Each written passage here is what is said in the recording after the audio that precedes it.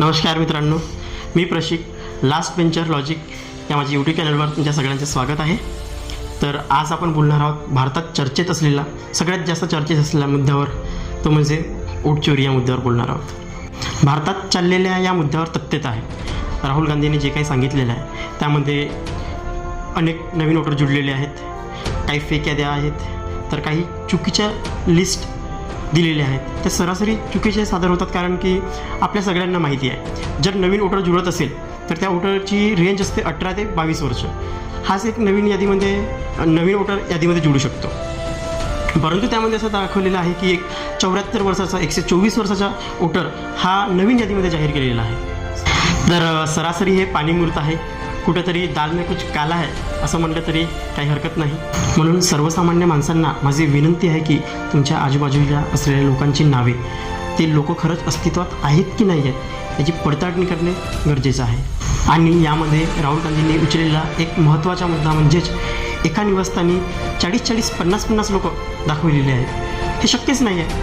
आपल्याला माहिती आहे की तुम्हीच विचार करा, एका 1 BHK फ्लॅटमध्ये कमीत कमी 7 ते 8 लोक, 10 ते 15 लोक राहू शकतात जास्तीत जास्त, पण त्यांनी 40 ते 50 लोक दाखवलेले आहेत. हे शक्यच नाही आहे. आणि यामध्ये वोटरची नावे आहेत, तर त्यांच्या पित्यांची नावे ABCDEFG असे आहेत. हे काय आहे? हे सरासरी तुम्ही केलेल्या वोटांवर पाणीमूर्त आहे.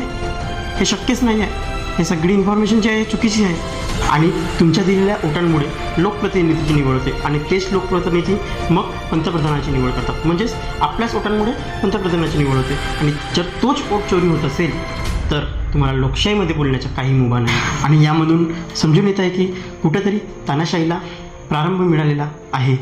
हे मी निश्चितप्रमाणे सांगेन. हा मुद्दा केवळ एका व्यक्तीचा नाही आहे, पर्टिक्युलर एका पर्सन्सचा नाही आहे. म्हणून राहुल गांधींनी सरळ सर्वोच्च न्यायालयात न जाता जनतेच्या दरबारी गेले आहे. जनताच हे सर्वोत्तम आहे. सर्वोच्च हे काय न्याय असेल तर जनता आहे. जनताच या गोष्टीचा निकाल देऊ शकते. कारण संविधानाची सुरुवातीची होते we the people of India. आपल्याला मतदानाचा अधिकारच संविधानातून मिळालेला आहे. आपल्याला मतदानाचा हक्क डॉक्टर बाबासाहेब आंबेडकरांनी दिला आहे. जर तुम्ही वोटाची चोरी करत असाल तर याचा अर्थ तुम्ही संविधानाच्या अगेन्स्ट जात आहात.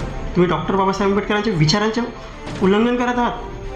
महात्मा गांधींनी जे काही कार्य केलं आहे, अनेक स्वातंत्र्यवीरांनी, क्रांतिकारांनी आपल्याला स्वातंत्र्य मिळवून दिलं आहे. तो स्वातंत्र्य कशावर टिकून आहे? तो स्वातंत्र्य टिकून आहे लोकशाहीवर. आणि लोकशाही म्हणजेच काय? लोकांनी निवडून दिलेली एक प्रणाली आहे. आणि त्याच्यात जर उल्लंघन होत असेल, त्याच्यावरच जर संशय येत असेल, याचा अर्थ काय आहे? तर या सगळ्यांच्या उत्तर घटनेतील कलम 324 अंतर्गत स्थापित निवडणूक आयोगाने दिला पाहिजे. जनतेला या सगळ्या गोष्टीचा क्लॅरिफिकेशन दिला पाहिजे. म्हणून माझ्या तमाम जनतेला, या भारतातील सतर्क आणि जागरूक नागरिकांना विनंती आहे की या वोट चोरीच्या मामल्यास समर्थन द्या, जागृत व्हा आणि या वोट चोरीला आळा घाला. धन्यवाद. व्हिडिओ आवडल्यास नक्कीच शेअर करा आणि माझ्या चॅनलला सबस्क्राईब करा.